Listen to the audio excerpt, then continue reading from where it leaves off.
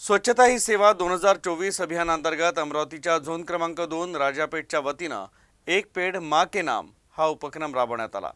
या अंतर्गत अंबिकानगर येथील मनपा शाळा क्रमांक 16 जवळील मैदानात वृक्षारोपण करण्यात आलं।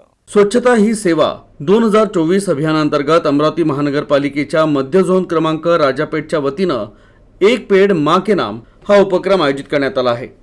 या उपक्रमाअंतर्गत अंबिकानगर येथील मनपा शाळा क्रमांक 16 जवळील मैदानात वृक्षारोपण करून पर्यावरण संवर्धनाचा संदेश देण्यात आला।